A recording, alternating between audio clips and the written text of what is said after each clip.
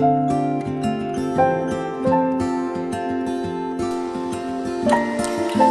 everyone, welcome back to my channel, or if you are new here, hello, welcome. My name is Georgina. I am a full-time librarian and a part-time illustrator, and at the moment I am using the bullet journal method for my planning.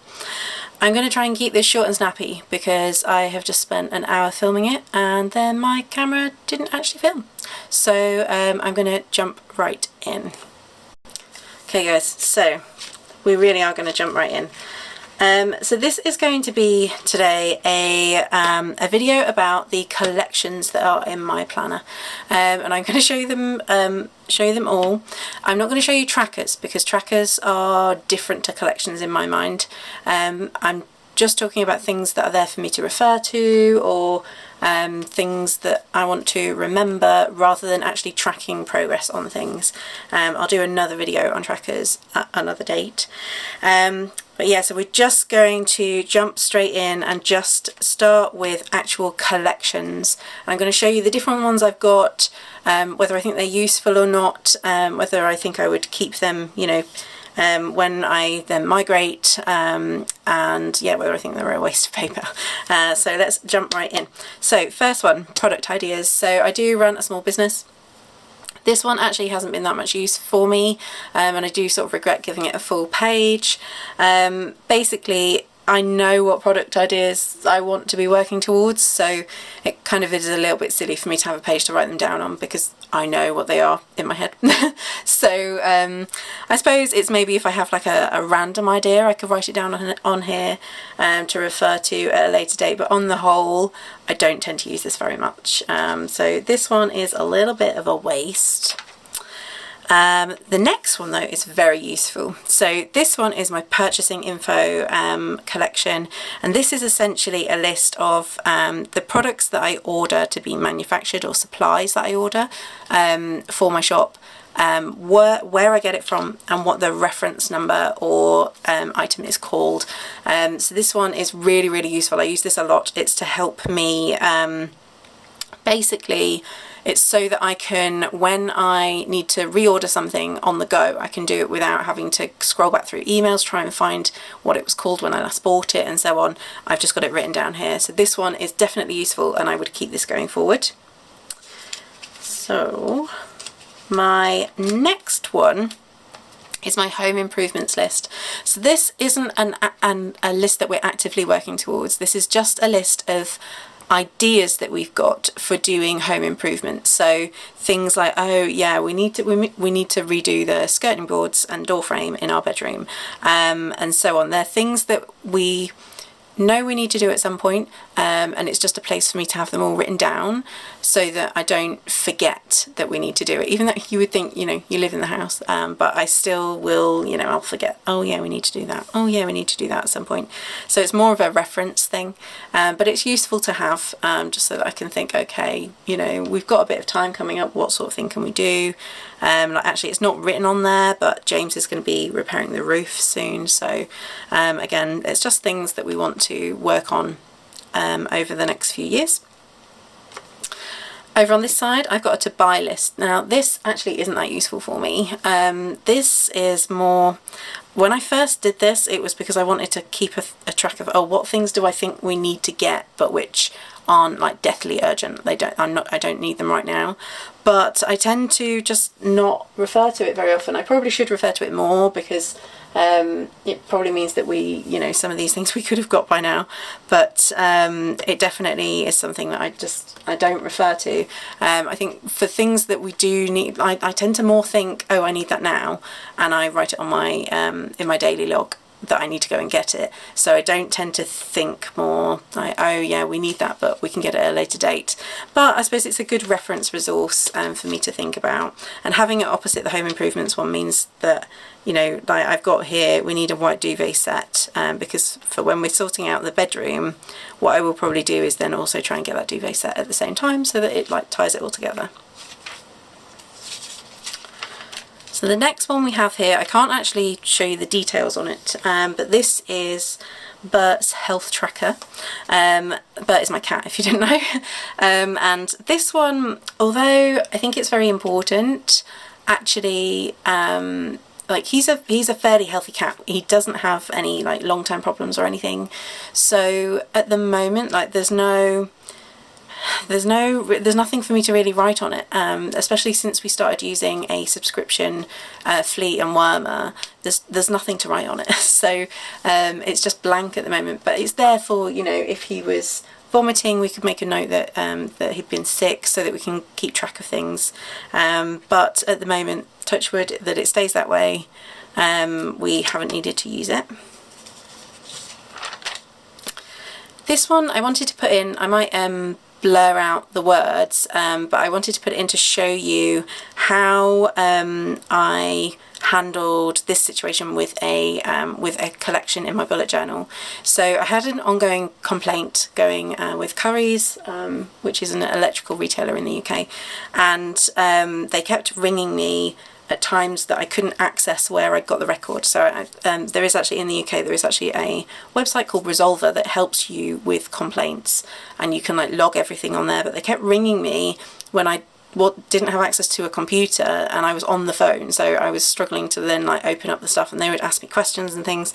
So I decided I needed to have everything written down, and I handled it quite simply with like a almost like a, is it a Cornell method, I suppose, like, you know, like with a column down here. So I wrote down the reference numbers so that I had them, and then I just had the date and then what happened next to it, and it just helped me feel like I had everything together.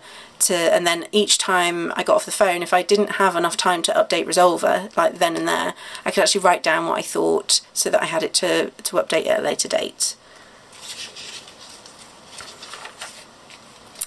So this one I wanted to show you how I handled a little bit of planning for the holiday that we've recently been on. We went and did a road trip around the North Coast 500, which is the north coast of Scotland. And because it was like on the go all the time, I needed something to properly organise everything, pull it all together. So I made this grid on this side with the date, the location of like where the next like stopping point was, and the hotel that we were staying at that night, then how many miles it was from between the two locations and how many hours it would take between the two locations. And then I made a note of a restaurant booking here. We did have some other restaurant bookings, but I didn't make a note of those. And then on this side, I used an Alistair method to write down, when I was researching, if I came across something that I was like, oh, that would be lovely to do, I made a note of it, and then I also put a little dot in the day for like where it was on the journey, because it was literally like going around the coast. Obviously, some things we could only do on a certain day, and sort of like this day, which was the longest driving day, not include, obviously that one was the day that we went up there, it was, you know, it was really hard to try and fit everything in basically.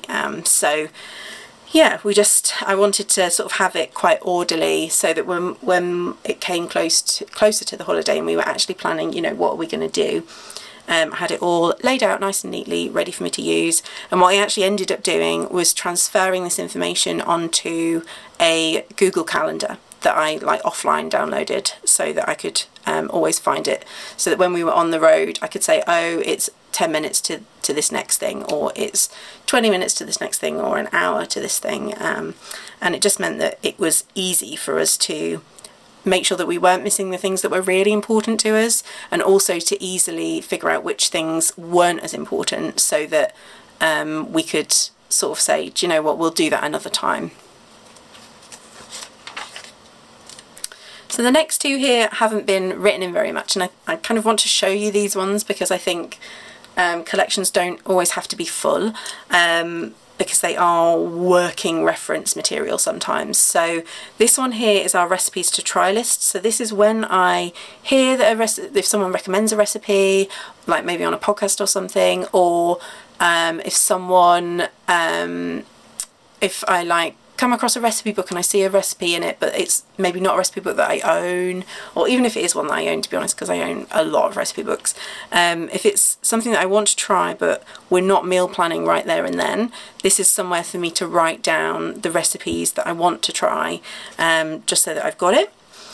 Then on this side, this is for our next holiday that we're planning, which got cancelled from last year, got cancelled from 2020, and it's just a space for me to write notes about it.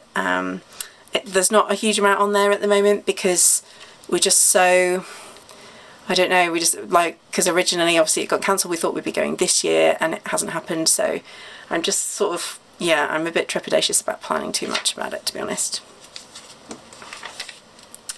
My next one, so here I have my fountain pen sellers list, and again this is just something I was doing a little bit of research. I wanted to know lots of different fountain pen sellers so that if I'm ever on a day out and I sort of think, oh, I fancy going to a pen shop, I can look and see if I can find them if they are actually a physical shop, and then also so that I've got a reference when I'm looking for a certain ink or a certain type of pen of all of the different shops to search for online as well, to see if they sell online. Again, it was just something that made it easier for me to ensure that I was checking everywhere, basically. This collection here, this is my houseplant info. I actually use an app to help me manage all of the plant care for my many houseplants, and you know, I love the app, but it is something that I have to pay to subscribe to. So I did want to have like the key information about each plant written down somewhere, so that if I ever decide that I don't want to continue subscribing, I've still got it written down and I can refer to it at a later date. So I just have each plant, their scientific name, the name that I've given them, their watering, feeding, misting, cleaning and repotting information, what type of light they like, how they should be watered, whether they're toxic or not, their ideal temperatures, whether they like humidity, and so on. Just, yeah, key information basically. This next one here is a work in progress, but this is basically going to be just a reference. I need to actually make time to actually sit and fill it out, that's why it's not complete, but it's basically for when I am meal planning. So when we do our weekly meal planning and grocery shopping list, this is what I want to be able to just flip to this page and refer to. So this is our meal ideas list, and this on here I just want quick midweek meal ideas, because weekend meal ideas, not a problem. I can grab a recipe book and there's no restriction on time, but for midweek meal ideas I need them to be quite quick. So I wanted just to have a list of things that don't take too long and that we know that we like, so that I can just quickly, when I'm struggling for inspiration and just not feeling it, so don't really know what I want to make, I've got this that I can refer to. And then on this side, this is going to be my grocery prompt list, which I've started but nowhere near finished. And the idea is that the things that we need to buy regularly, I will have written on here, so that when I am doing the grocery list, I can think, oh, have we got enough of that? And I can go and check and just see if there's anything that needs adding on to the list. I do need to make time to finish these. Oof. So my next one, this is another kind of wish list, which I do kind of consider wish list to be partly tracking but partly collections as well. I do have like a proper wish list earlier in the planner, but yeah, that is kind of a little bit more tracking, I think, for me.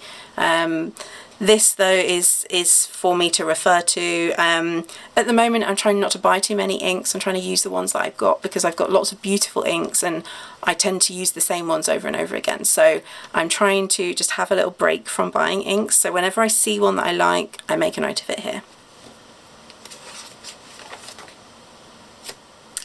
Next I wanted to show you this page here. So this is actually two separate collections that I knew would not need a full page each. So I split the page in half and just gave a half a page to each one. So a collection doesn't have to take up a whole page. In fact, you know, dotted throughout here there are collections as well that are related to my work that may only be like a small section of a page. I still index them so that I can find the information later on. But this one is a list of things that I need to show two of my colleagues who are like my backups for part of my job. And then also when I was coming up with a new monthly setup for my planners, which this has now changed again. But when I was doing that, again, I didn't want to use a whole page just for this, so I just used a little half page and just listed what needed to be where. Next, I want to show you this, because this is this is sometimes the reality. So this here is a recipes we like page, and I made this page thinking, do you know what, this is where when we eat a recipe that when we make a recipe and we really enjoy it, we can make a note of it here, and then we've got it to refer to and go, oh, did we like that one? Oh, I think we did, you know. But the problem is I always forget to write it down. We do actually, James is a little bit better, and we do actually have a page like this in our home binder downstairs. So he writes things in there, but I am terrible at transferring them to this planner. And sometimes I do need that information on the go, because if I think, oh, do you know what, I'd really like to have that again, the recipe book might be one that I've borrowed from work. So I do kind of need it on the go. So it's one that I need to actually sit and properly fill out. So this one here, I wanted to show you, I'll show you a little bit of both actually. So this page is, again, it's something that I'm going to be able to refer to in the future, and this is just I'm just building a list of work hashtags that I like to use. Again, it's kind of for showing that those colleagues, but also just things that are related to books and things that I think will potentially help us gain more reach. So I've made a page for those, so that whenever I come across one, I can just make a note of it. And then this here, so this I've had to cover most of this up because it is confidential, because it's about my work. But what I do is sort of every time I have a one-to-one with my manager, I make a new page in my planner to be what to raise at my next one-to-one, so that I've always got somewhere to record down things as they happen, so that when I come to my next one-to-one and she says, oh, you know, have you got any other business? And I'm like, no, I haven't. And actually I usually have, but I've just forgotten that I needed to mention it. So I make one of these pages at each session, and then usually I will then write notes underneath it in the actual meeting. So this is another example of a collection that I made that is sort of a work in progress. And I want to show you that collections don't have to be like perfectly laid out. They don't have to be, they can be, you know, just a bit of writing quickly as you're doing some research. I was doing some research on some eco-friendly packaging, and I was figuring out what I want to have as my packaging. I didn't finish this because actually I figured out the suppliers that I was going to use and what sizes I need and stuff. So I do kind of want to update this so that I've got it for in future.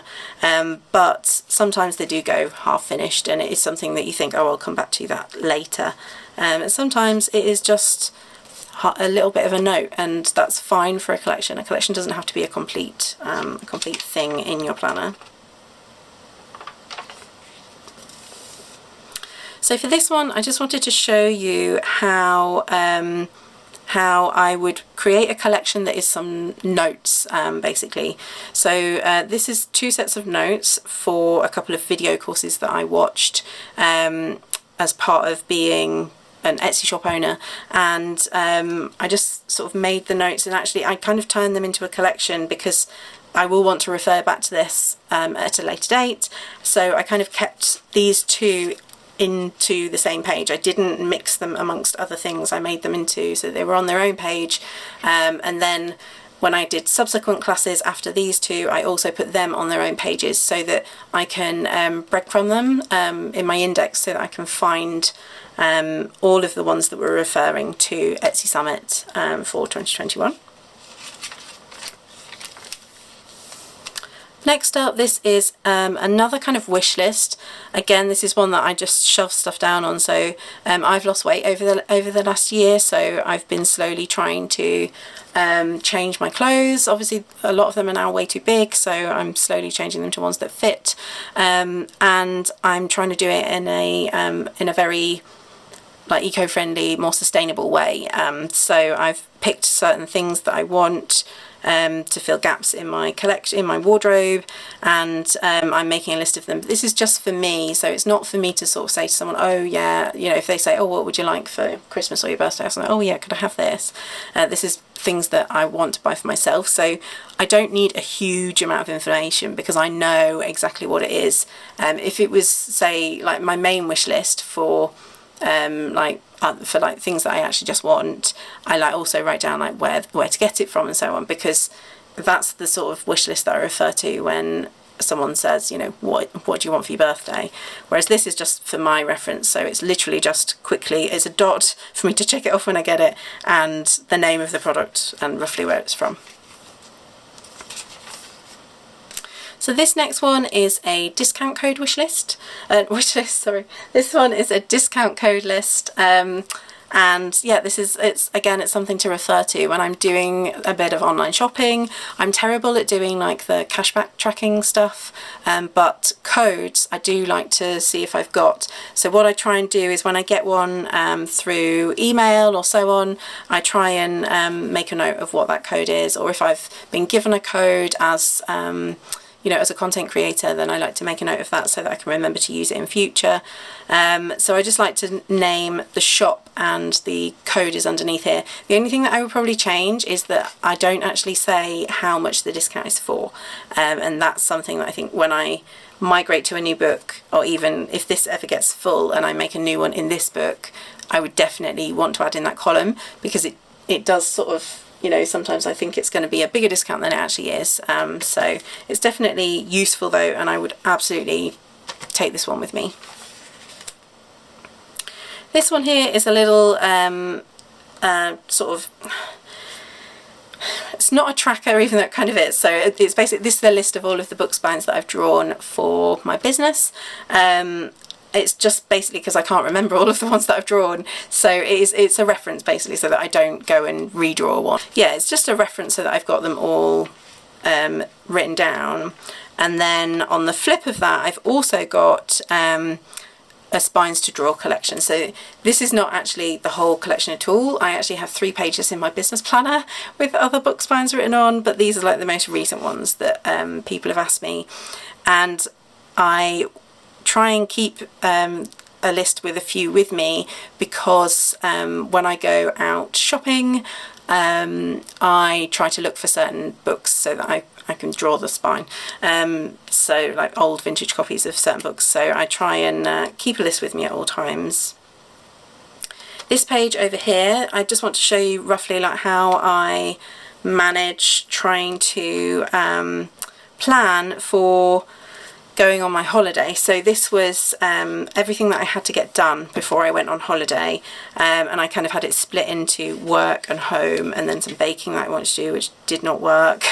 But yeah, I would like, when I'm gathering these together, all of the things for this holiday, I would all go under the same line in my index basically, so I class it as all part of one collection. So I just realised that I missed one out. So this here I wanted to show you. So this is my packing list that I did also for that same holiday. So again, this would go under the same index line. I would just have NC 500 holiday and then each of the pages that was referring to it. So this is how I handled my packing list. I had it basically split into the containers that they go into. I do want to make myself like a master packing list, but again, it's something that I just haven't got around to. But it's the sort of thing that I would do like the reference pieces the way I've done, and I would probably have it, I would organise it in the same way and say, oh, you know, this would be in a carry-on, this would be in my suitcase, so on. But yeah, I just listed what I thought I might need, and then I checked it off once I added it in. Though I wasn't consistent with that, but it was useful for the time that I needed it. So guys, that is all of my all of my collections that are currently in my bullet journal, and I hope that that little whistle stop tour gave you maybe a little bit of inspiration for collections of your own, maybe made you feel a little bit less intimidated by the idea of trying to have these perfect collections. They can't always be perfect, and that's perfectly fine, because your planner it's a working notebook. It's not just, well, unless you do have one that is just for decoration, but certainly like mine, it is a working notebook. It's not just for decoration, so I try not to beat myself up too much about it. But I hope that you enjoyed this video. If you did, please do like and subscribe, and I will be back soon with some more either planner or small business life vlogging content for you. So thank you very much for watching, and I will see you soon. Bye.